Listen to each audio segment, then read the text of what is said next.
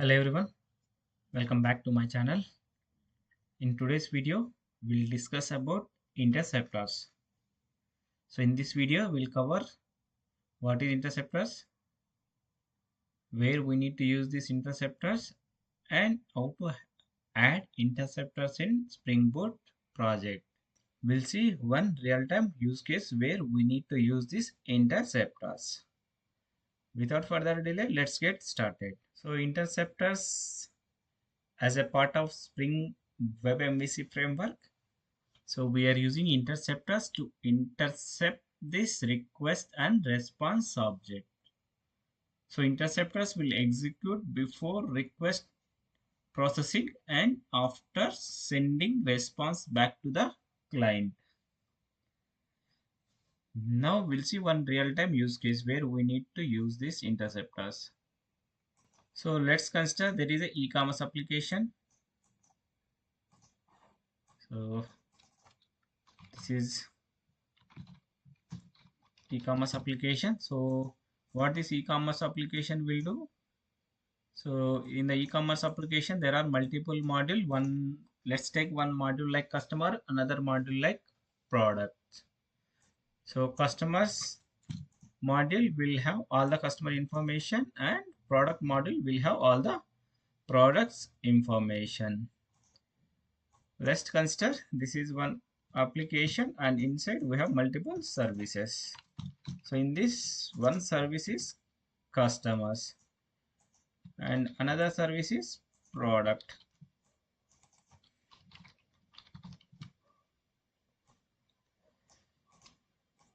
Okay, so this is product service and this is the customer service. So customer service will hold all the customers registered with e-commerce application and products will hold all the product information. So now we'll see where our interceptors come into the picture. For example, users means customers logging to the e-commerce application. You want to see where the customers is logged in from, like which location customers are using this e-commerce application more frequently. And also if you want to see the customer informations daily basis, from which location they are accessing and what are the devices they are using, this information you can get it from interceptors. And also if you want to see the products also, so there are a customers is available for this e-commerce application, right? So from this application, which is the product most of the customer frequently purchased or frequently accessed, those kind of information you want to get, then we can use the interceptors here. So because whenever service API invoking this customer APIs, then we need to add these interceptors. This interceptor will get all the information about those which is the APIs is invoking. And also if you want to see the customer information also, you can get it from the interceptors. Or the same way, if you want to see the which is the product is accessed by the customers and what are the products customers is purchased frequently, those kind of information you want to log in your side also, you can use the interceptor. So this is the one use case where we need to use the interceptors. Okay, so now we'll see how to add interceptors in our Spring Boot project. So first we'll create Spring Boot application from the Spring Initializer. So here I am giving package name is Java Codex as a package name and application name I am giving Spring Boot Interceptors. So this is the project name I am giving. Now we'll download this project and we'll import this project into IntelliJ IDE. So now I have imported project into IntelliJ IDE, and if you see this pom.xml file, we are using only starter web dependency and Lambda. Now we'll create two controllers. So for that one, first we can create this package. I take new. So now we'll create the package like controller and another package we need config. So here I am not using any kind of database operations. So simply we'll create one controller. From the controller, how this interacting with interceptor, we'll see. So now I'm creating one controller like customers. and another controller I am creating like product.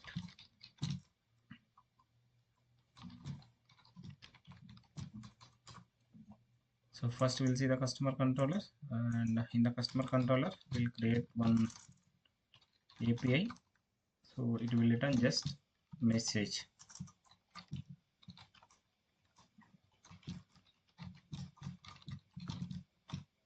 Welcome to the interceptors session. So we need to annotate this class level using REST controller and annotation request mapping, and we'll use slash API. And here we need to specify annotation get mapping. So this is my controller, customer controller. Now we'll add interceptors for this. So if you want, you can create separate package for interceptors also, interceptors, and inside we can create to see the each API related information. Whenever we are trying to hit this API, I want to see what is the URL and what is the API they are calling. So for that one, we need to create one interceptor like LoggingInterceptor.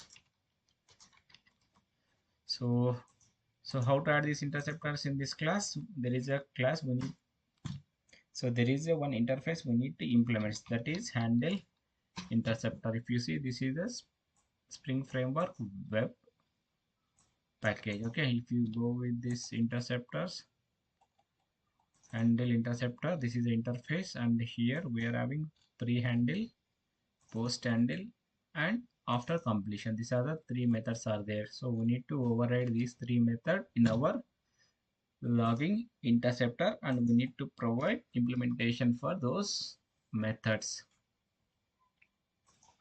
So to save our time, so I'm added these three methods. One is pre-handle, post-handle, and after completion. So if you see this pre-handle will execute before request processing. In the pre-handle, I am printing request URL and what is the method, means that which is the API hitting, that API information will print in the logs. So in the same way, if you want to get the customer information, and if you want to get the location and which location this application is accessed, all this information, if you want, you can able to print. Okay, so this is for pre-handle. Another one is post-handle will executing before rendering data back to the client. So once this request process is completed, then finally this after completion will execute. Okay, so in after completion also I mentioned one log, that is request process completed. Okay, so now we are added login interceptor, and apart from that we need to add one more configuration, that is WebConfig. So WebConfig we need to implement WebMvcConfigurer, and we need to add one method, that is add interceptor. So here we are creating object for our login interceptor class using annotation auto-wire, and we are registering. So at the time of registering, we are specified path URL. So which is the path we need to execute those interceptors. So here if you see, I am specifying slash API slash star star. The APIs which is start slash API, it will execute these interceptors. And also we are excluding this pattern, that is slash API slash auth. So usually this auth will use to perform authentication operations. So in this case, I don't want to execute the interceptors. So only this scenario I want to execute these interceptors, and we need to log those information. Okay, so now we'll restart our service, and we'll test this API. So service is started, port number 9898. Now we'll go to the browser and test this API. So we need to use http:// 9898/API and enter. So we receive this response, and if you see this log information, so here I'm able to see the interceptor related logs. So these three logs coming from the interceptor: request URL, request method, request process completed. If you see our interceptor class, so here is the interceptor. I'm writing these two logs from the pre-handle, and here after completion. So if you want to see the logs from the controller also, you can write some logs and see this logs how it will show in our log file. Okay, so using annotation slog4j, and we can use log.info, and we'll use slash get message. We'll use get message. So now we'll try to print this get message on the logs. Okay, so in our case, if you see the interceptors, first it will write these two logs, and after that request will start processing, then this will write into the log, then finally this request process completed should write into the log.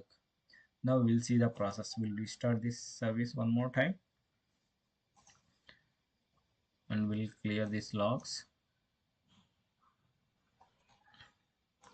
and now go to the browser, and we'll just hit this API one more time and come to the logs. And if you see this log information, so if you see these two is coming from the pre-handle, this is coming from the controller, and this is coming after completion. Okay, so like this interceptor is write logs in the log files. Okay, so not only this information, if you want any authentication and authorization, or if you want to add any centralized logging mechanism, you can add in the interceptors level. So now if you want to see how to add one more interceptors in your Spring Boot project, so you can just copy this registry and you can just paste it. Now this is the API, right? Now I will change like product. Okay, and now I will add one more controller like product. So I will stop this service and we'll add one more. Already product controller is available, just we can add the API for this annotation, just controller annotation request to mapping.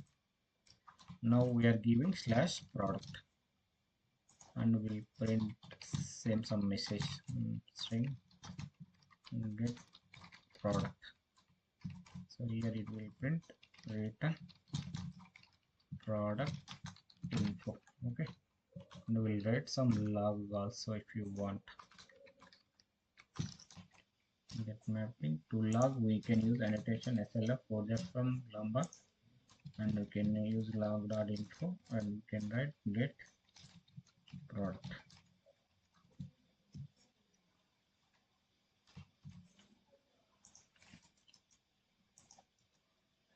Information. Okay, so this is one API I added into the product controller. Then quickly add this API into log. So here already we are registered with this, so now we need to add here private. So we need to add one more interceptor that is related to product interceptor. You can use product interceptor, and just you can use implements this interceptor and will rest.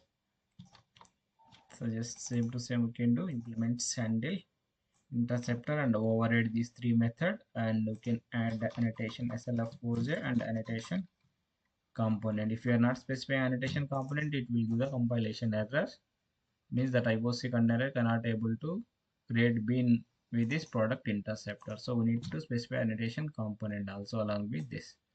Okay, so now if you see product post handle pre-handle, we missed this. Okay, now this interceptor is ready. If you want to see this, so here we need to specify this product interceptor class. We need to create the object for this using annotation auto wire, so it will inject using field dependency injection. It will perform field dependency injection. So this is the product. Okay, now here we need to specify product interceptor. So now we are adding two interceptors in WebConfig. Okay, now we'll restart this application, and we'll try to hit this product API and see the product interceptors how it is writing in the logs. Okay, so like this we need to add multiple interceptors in the web config. Go to the browser, and now instead of API, now we can use the product. So we got the response like product information, and if you see these logs, so if you see these logs, so this is the get method and get product request process complete. Now it is coming the get product from the controller. See, product interceptor, product controller. Now it is not printing customer related log and logging interceptor. It is not written in the log. Why? Because we are explicitly specified patch pattern match here. Add path patterns. Like this, we need to specify which path we want to write the interceptors. So as for this demo, so we printed this customer API related information as well product APIs related information. So usually we need to use these interceptors to implement the centralized locking mechanism. Why? Means this logging mechanism as well as that authentication authorization, these two will comes under cross-cutting concerns. So we are no need to write this kind of logging mechanisms along with the business implementation. So we need to concentrate on the business implementation in the service layer, and we need to separate these cross-cutting concerns, and we need to use this interceptors concept to implement this kind of cross-cutting concerns. And now we'll see what is the difference between filters and interceptor, when this filter will execute, when this interceptors will execute. So just quickly go to this browser again, and we can add one more page now. Okay, so for example, let's take, this is my Tomcat server. So here is my Tomcat, and we need to use one client. So when our client is requested the Tomcat with the HTTP request, so what this Tomcat will do, Tomcat will process this request to dispatcher servlet. So from this dispatcher, this is the dispatcher servlet. So in our case, before reaching the dispatcher servlet, our filters will execute. So filter will come into the picture. So filters will come into the picture in between Tomcat reaching to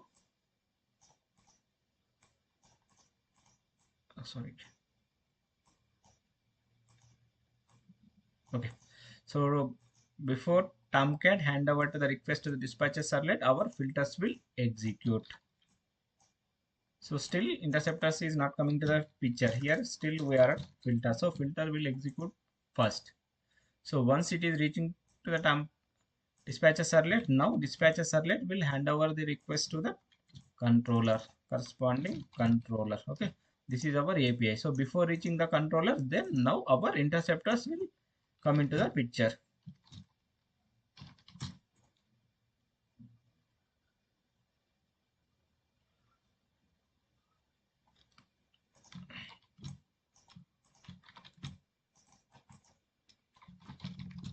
So our interceptors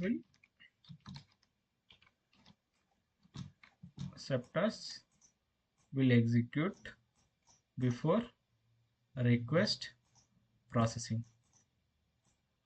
So once this request processing is completed, then again it is back to the dispatcher servlet. Here again our pre-handle will execute, then dispatcher servlet, this again coming to the filter, then again reach to the Tomcat. Tomcat will hand over to the client. So this is the flow, it will execute.